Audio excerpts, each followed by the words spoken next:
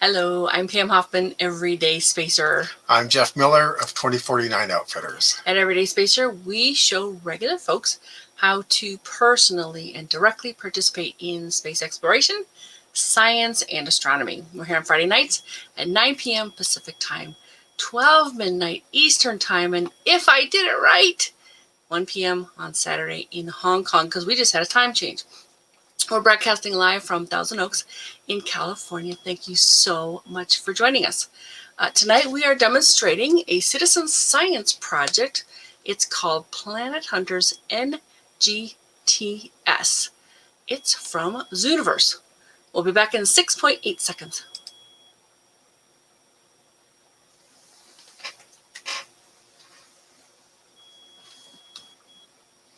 With Planet Hunters NGTS, you can help find exoplanets, and if you find one, you can be credited for this find. Jeff is taking the lead on this project demo, so Jeff, take it away. Okay, if you could show them my screen, good. Okay, this is another Zooniverse project, and this interface should start to look very familiar to you guys.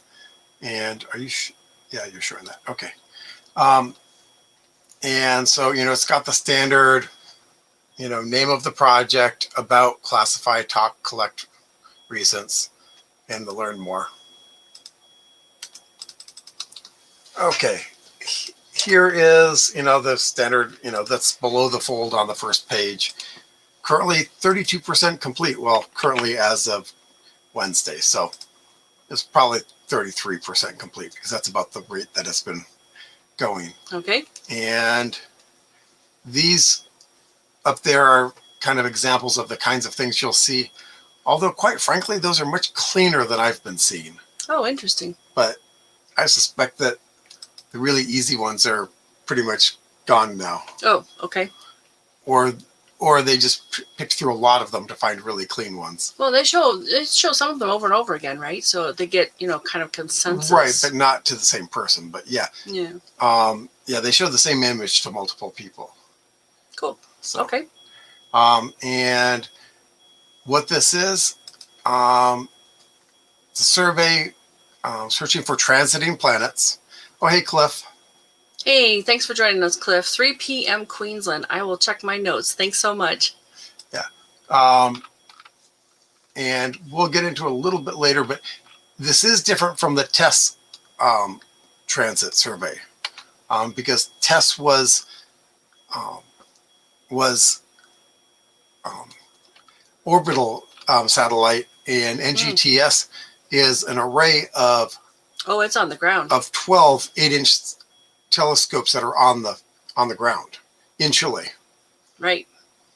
And basically what we're going through is looking for dips in the thing. Well, so if the planet's in front of the star, it's slightly darker than it was when the planet was not in front of the star. Right, yeah. So we're looking for those dips of a planet transiting in front of the star. And these are all images that the computer thought might have one. Just like a lot of the stuff. We're going through, stuff that the computer has found just to see what's real and what's not. So is this one that's going to train the computers as well, or? They don't say that. Oh, okay. I think we're just sorting. Now, one of the things that they do say is most of the planets in the data set have likely been found already. Oh, okay. But you might be the first to find a new planet. Cool. So we're pretty much we're pickers right now. So it's kind of a long shot, but hey, if you get one, you get to be credited for the find. Yeah. Very cool. And it helps them because if you find stuff that they didn't find, then there might be a reason why they didn't find it, and they probably can, change their algorithms, or maybe there's something strange about that system. Oh. Who knows? Okay. But the computer didn't find it, or the computer didn't say this is definitely it. The computer said, here's a bunch of things that have dips in them. And what is a transiting exoplanet?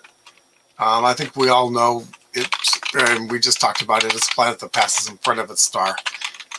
edge on, which means that most of the stars, well, I don't know the percentage of them that were in the same plane, but if if it's orbiting perpendicular to us, we'll never see the transit. So it has to be kind of in the right exact position between us and the home star for that planet. Yeah, it has to basically pass between us and the star. Cool. But the interesting thing, they say that today astronomers know about over 4,000 planets within our own Milky Way galaxy. That is a lot. Yeah.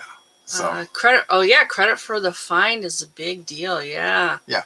Now they don't specify how they will credit you, but they do specify that you have to be logged in, into your Zooniverse account to get the credit, because otherwise they'll never know who you are. Right, because you can actually do these as a kind of not logged in guest, status. Right. If you log in though, then you're going to get credit for these. And I think some other things come along with being logged in too, right? Yeah, but I don't know exactly what they are. I mean, I would think that there would be badges or something like that, but Zooniverse doesn't seem to do that. So yeah, it's a gamification thing. So yeah. Okay, and this is what we're looking for. Is a bunch of, this is the brightness, this is time, and these are a bunch of observations of the star, and then zoop as the planet goes in front of the star, and then back up to normal. So that dip is what they're trying to identify with this particular project. The shape of the dip, whether it exists or not. Oh, the shape of it is important. Okay. Yeah. Although it's very rough. I mean, they've only got 2 different shapes. Oh, really? Yeah. Okay. But so this is the NGTS setup here. You've got basically a big barn with the barn doors on top. Oh, so that's closed in one picture. Yeah. And it looks like the other picture they're getting ready to observe. Right. Yeah. Basically. I would imagine that they close it during the day just to protect the telescopes. Yeah, it looks pretty dusty there too. Yeah, and these look like fairly small telescopes until you notice this guy.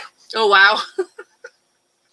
Right here, wearing gray and black, which sets them off so well against the black with the light highlights on them. So that picture was not taken for scale. It was just a happy accident. He was in there. Okay. Yes. So yeah, this is Paranal Observatory in Chile. Very cool. Yeah, Chile is supposed to be one of the best places.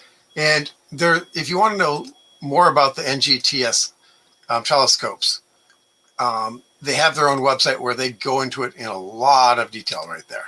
And there's the website. Yeah. I'll add it to the chat as well. Yeah.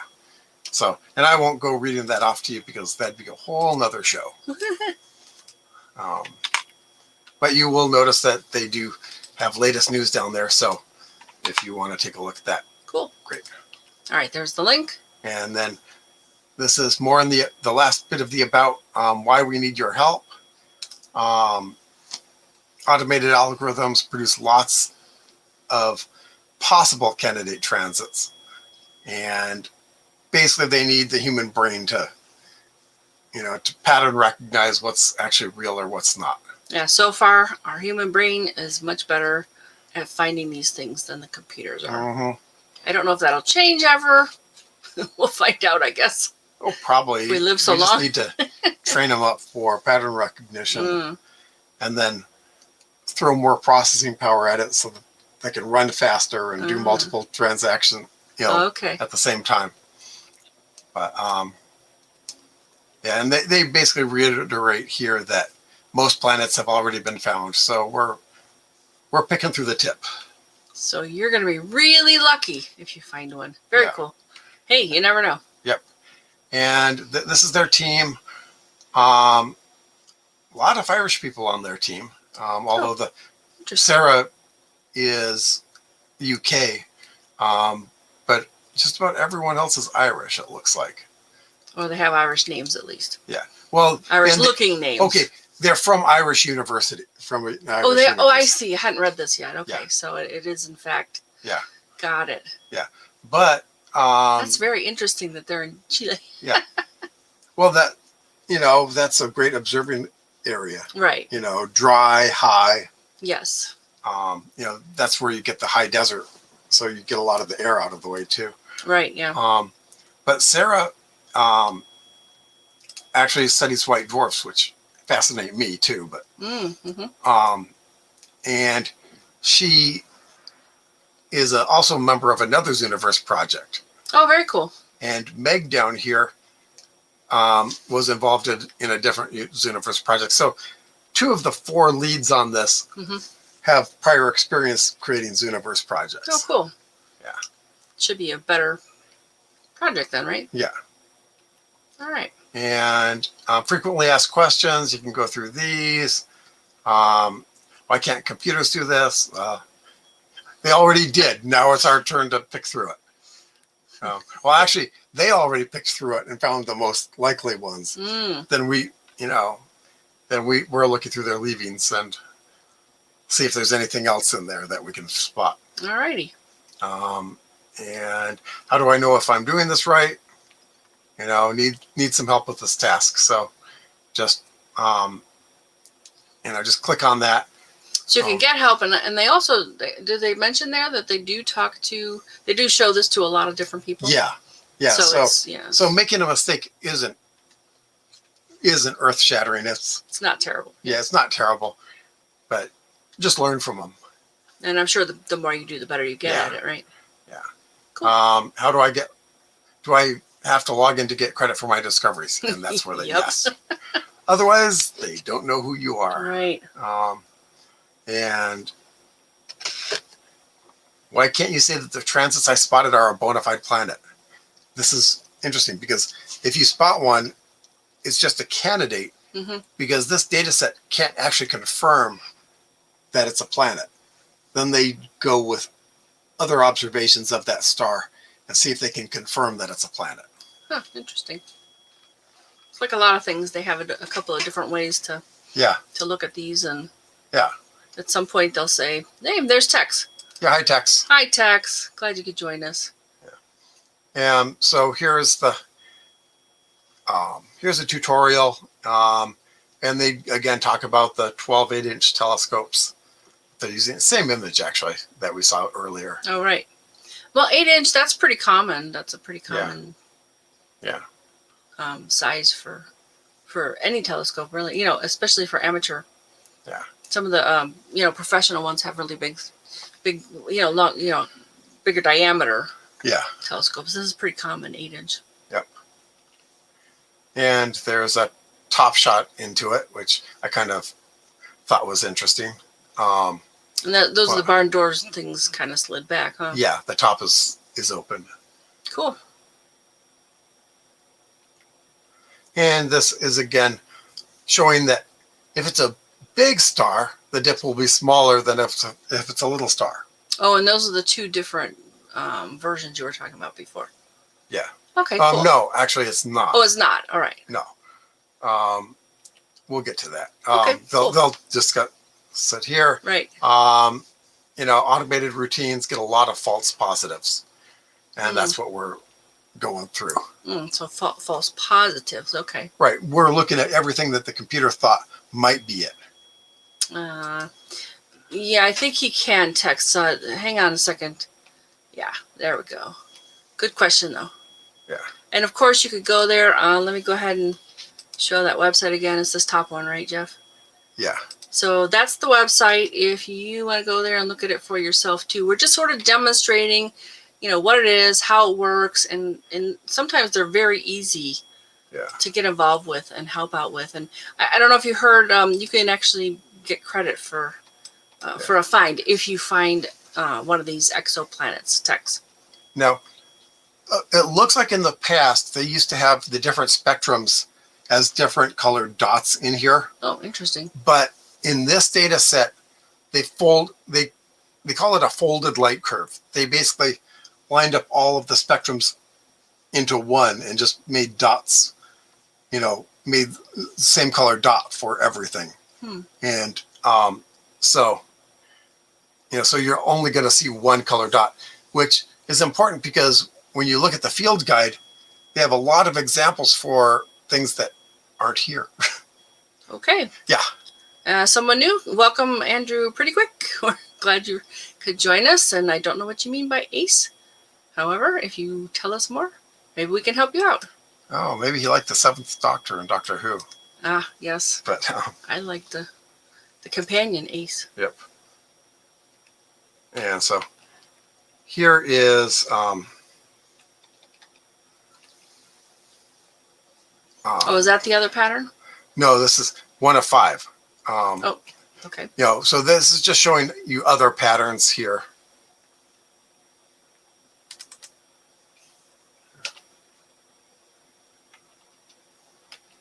Trying to get this. Thank you, Andrew, for clarifying. If you get credit for finding a planet, ACE. Absolutely, I agree with that completely. Yeah. So this thanks for clarifying. This is one of the patterns that that they're asking you to identify. Okay. It's a U-shaped pattern, which is basically a wide bottom on it. Okay. And this is, this shows a regular star transiting because it spends some time in front of the planet or in front of the star. Okay. So that's a U-shaped.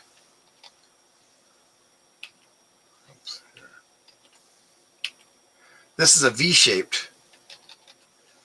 This here, I don't know. I suppose you could get it if we're not seeing it directly dead on, and it's only, transiting over past the top or the bottom of the star. It's just a guess on my part because they don't actually say what the U and the V mean. Oh, maybe if you delve into the field guide, they'll have more information. They don't. Oh, they don't. Okay. No. Well, now, if you go to the NGTS website, they might. Well, and you can also, if you can't find it there, go into the forum and say, hey. Yep. Why is this shaped like this? Because that's what the forum is for, to ask questions, to see if the team can help you out. But those are the 2 that they're really looking for, although they do have 3 others that they want you to. No significant dip in the middle. Well. Oh, wow. That's pretty much scattered. It's scattershot, yeah. Something made the computer think that there was a dip in the middle. Maybe because you've got some here and a lack of them here. Well, it's like computers. They're very singular in what they can do. Yeah. So this just doesn't have anything.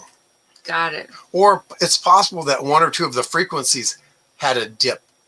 But since they're putting all of the frequencies here, we don't see a pattern to it. Right. And if only one frequency had a dip, I don't think that there are very many transparent planets around. So no, I would imagine that probably is not a planet if there's only one frequency. There's something else going on, which might be interesting to find out, but that's not what they're looking for. Right. Okay, and this is stellar variability. Just up and down pattern, not just in the middle. So it's like... They don't really say what that might indicate either. No, could be a variable star. Okay. Could be, and one of the reasons why they might want to point it out is that it could be multiple transits. I don't know. Don't know. They don't explain. So you could find a couple of planets in that system, maybe. Yeah. That'd be interesting. Yeah, they don't say what they're doing with these. I just know that the U-shaped are definitely good candidates for a planet. Okay. The V's might be. And these, I don't know, could be a variable star, could be something else going on. Wow, interesting. And large gap near the middle, you can classify it with, as just a large gap because there's no way to tell if this is variable or if this is a V or a U. Oh. Because, there's a bunch of it missing. And this is a small gap, but it doesn't interfere with seeing the shape in the middle. Got it.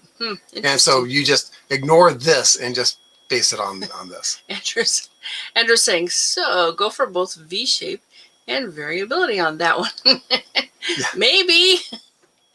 think you'd have to delve into it a little more to understand what's going on there, or get closer to that star. Yeah. Watch it more, watch it longer, which might be what some of these are talking about. Oh. Yeah. All right. Thanks for joining us, Andrew. Okay, so you have a nice day too. So this is the first one that I found, and this is actually in the the project. Yeah, we're actually doing the project, and I just said stellar variability because if you notice, it's all up and that down. looks pretty screwy. And this U-shaped is figured that this one might be far enough away that we're seeing multiple transits, but I don't know. I'm probably wrong on this. I should have said stellar variability, but I saw the U shape here and thought that might be another U. It could be either, really. It looks like maybe, but they don't really have an option for. Yeah. Okay. Interesting. And this is a U shape. You've got kind of noisy here, but it does definitely have a dip here. Yeah. Cool. And V-shaped. I had to search for a V-shaped. Oh, interesting. To me, it just jumped right out. No, I meant I had to go through a bunch of them. I see. I see. And again, it dips again here, but it looks very much like that. That's exactly the same thing that's going on here. Oh, here we go. Andrew's got another thought. How about an option for noisy, but has some semblance of a V or box pattern? Yeah. I like it. Yeah. But oh, and Cliff says, what if the transit? I think he's got more to come. Tell us more, Cliff.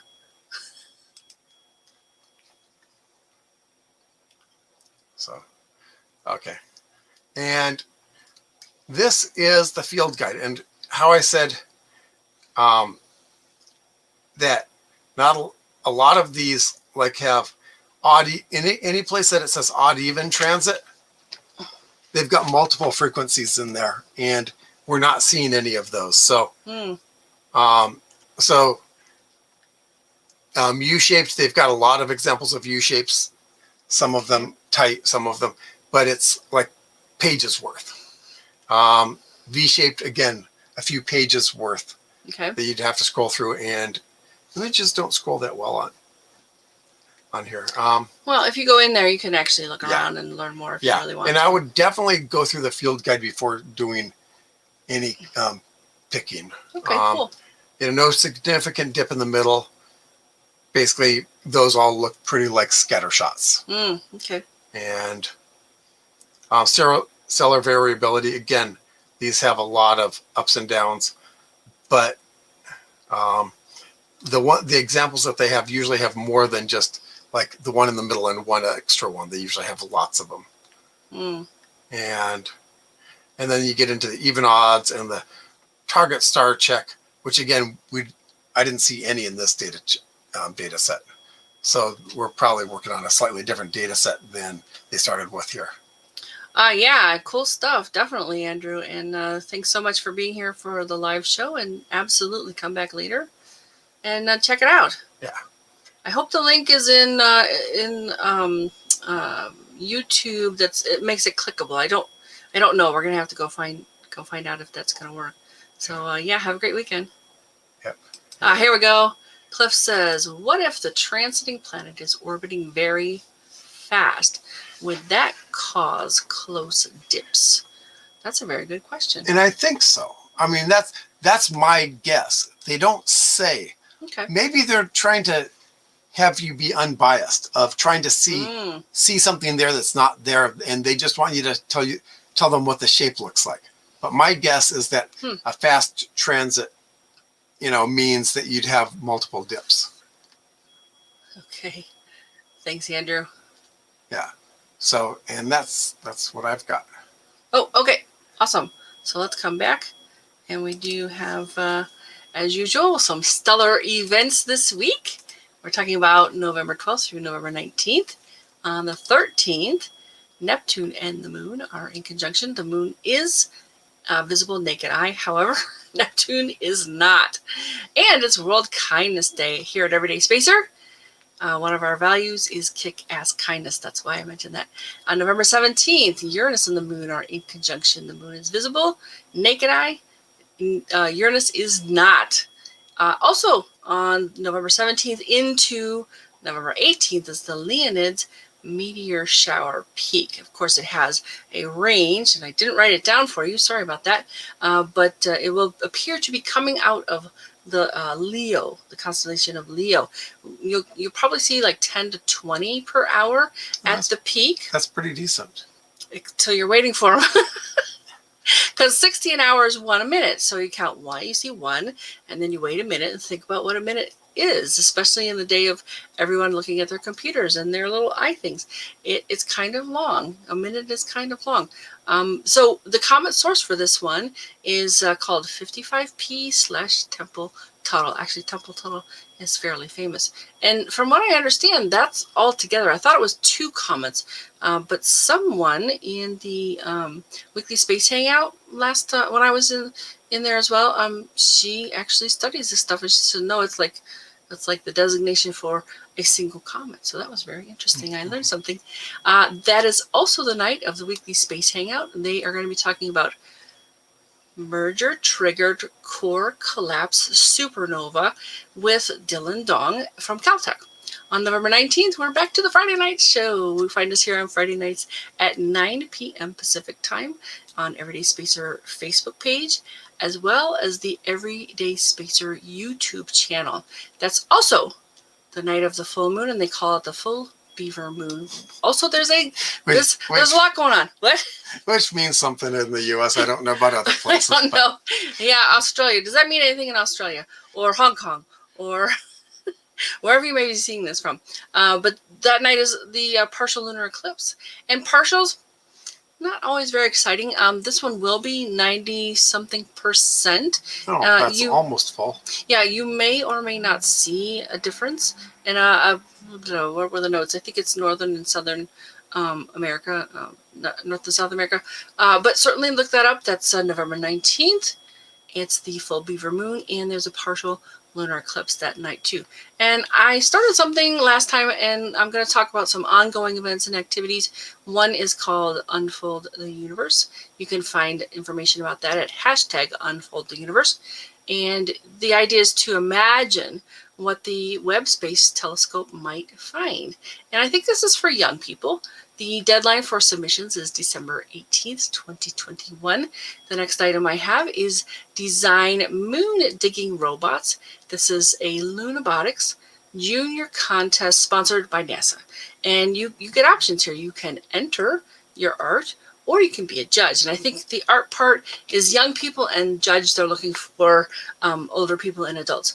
And the winner from each category is going to be announced on March 29th, 2022. If you leave a comment, we'll try and find out some more information for you on that.